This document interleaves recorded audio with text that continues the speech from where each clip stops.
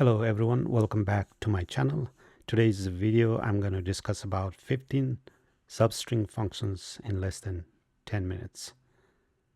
So what are substring functions? So here are a few.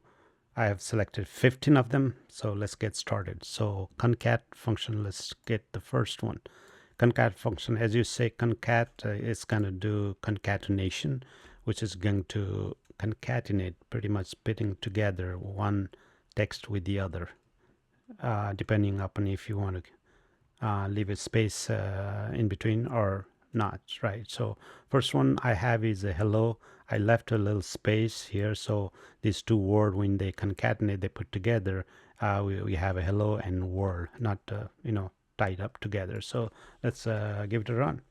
So hello world, see there's a space, hello world. So the concat and then one string or one text and the second text, and if you want another text you can also add another text. Hello world, I love you. All right, so let's do that. So see, you can have a multiple text. It's going to concatenate, not just two, it's going to concatenate more than two. Okay, second one I have is hello is concatenated with a plus sign, and so this is another way of concatenation using the plus sign. So if I do that, let me run it and I'll show you hello world. So keep in mind I kept some space here, so it's not the words are not next to each other. Okay, all right, so next one I have is concat with some separator. So concat underscore ws, that's how it is.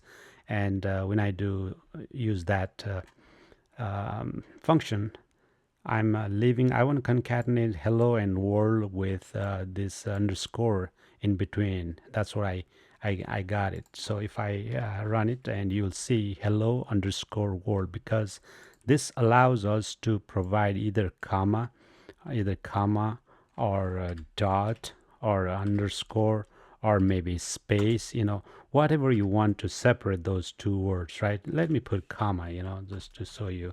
So you can have those separated in between. So that's what it does. So if I provide, like I said, it's not just for two words. You can also add another word. I love you. Okay, so let's give it a try, see what it does. There you go. See, hello world, I love you. So since this I love you is a one string, it's not going to put comma in between. It's only going to put comma in between every text, every string. Okay, that's what this one is. All right, so now next one is a date length. Okay, date length and length. So what is the difference here in between? They sound similar, right? Because what it does is, if I run both of these, I have date length and the text, and there's this multiple spaces, and again the len hello, there's also multiple spaces. See, they both have how many characters in the text? They have 5, right? So hello has 5 characters, so they're supposed to return 5 on each, but they will not. So let me run that. There you go. So first one is returning 11, the second one is obviously returning 5. So what you can see, the difference here is the len function will ignore the trailing spaces. Whatever spaces you have before or maybe after, it's going to ignore. Let me show you that again. So this one, I'm going to put one space here. So if I run both of them together, you'll see the upper one has a 12, the second one at the bottom it has a 6. Okay, so the len function is going to ignore the trailing spaces, which means the spaces after the text is going to ignore. However, it will count the leading space. It's counting the leading space, and the data length is going to give the length of the data in bytes. However, what it is doing, as you can see, is it's also counting these trailing spaces. So let's take a look here. I'm going to remove this again just to double check whether this is counting the leading spaces or not. The first one, I'm going to run it again. So it is counting the leading space. So the leading spaces are counted on both of them. However, trailing spaces is ignored in the second one, and the trailing spaces are counted in the first one. Okay, this is the difference. All right, let's continue. What does the left function does? So if I do left and then hello and 3, so it's going to return HEL. It's just going to give me 3 characters. I can do also 2. It doesn't have to be 3. I can do any number of characters based on this string or a text character, right? So it's going to return HE, and then that's about it, because only 2 characters I said, right? HE, there you go. And same, the other is the other way around is right. So it's going to do the same. It's going to give me 3 letters from the right, which is going to be OLL, OLL, OLL. That's what it's going to return. That's, if you run it, it's going to return OLL. That's going to give me right. So lower is going to return every characters in the string to lowercase. It's going to return to lowercase. If I run it, it's going to do HELLO. There are in lowercase. There are some uppercase character, but it's going to return everything lower. The opposite of the lower is upper. It's going to return no matter what you type in there. No matter what you type in there, it's going to turn it into uppercase. As you can see, hello. All right. So L trim. Next one I have is L trim. What does L trim does is it's going to trim the left leading spaces. If I have a right leading spaces like this will ignore the right one. It is only going to trim the left one. If I run it, you can see there's a space. You won't see the space here, right? But if I copy that text and let me put it here. If I paste it here, look at where my cursor is blinking. It's blinking all the way here. That means there is some spaces. So it is only cleaning the spaces and the left. However, it's not trimming the spaces after, which is trailing. So this is what the L trim does.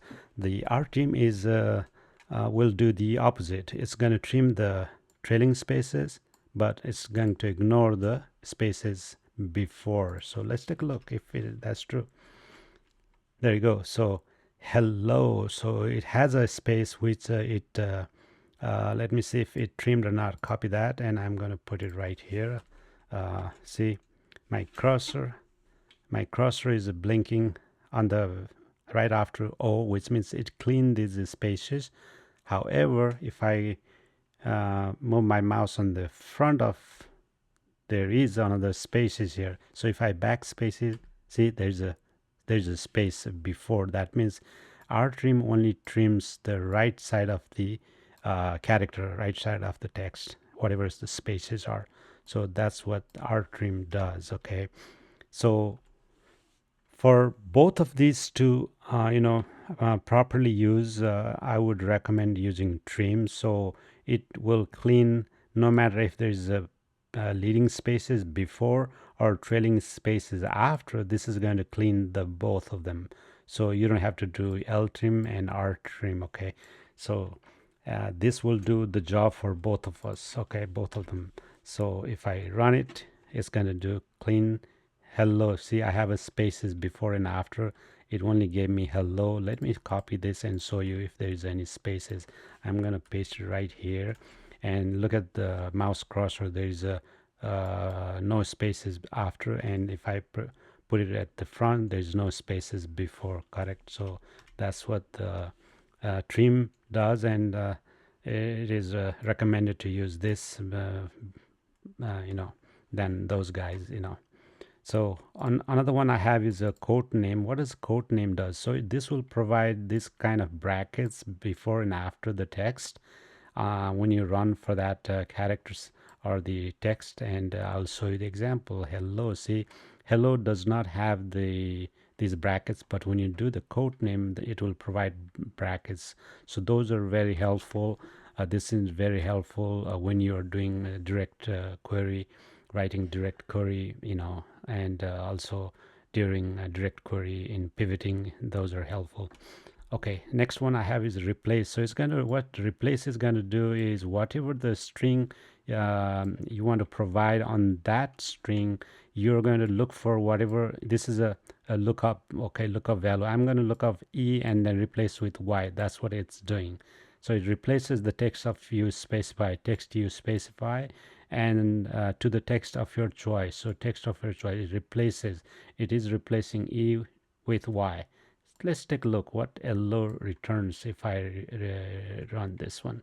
See, E has been replaced with Y. See, it is Y low. Okay, and the reverse is gonna do the reverse of hello. It's gonna do OLLEH. So reverse order, right? So let's do that, and look at that. It's just the opposite order of the direction of the order, right?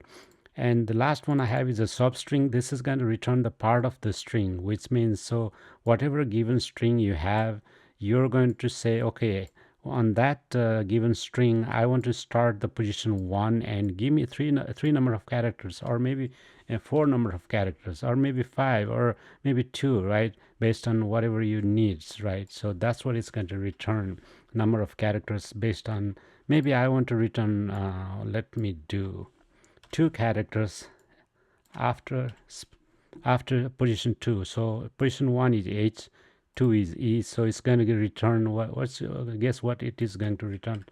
Come on, this is going to return what you guess, and I'm going to show you here in a second.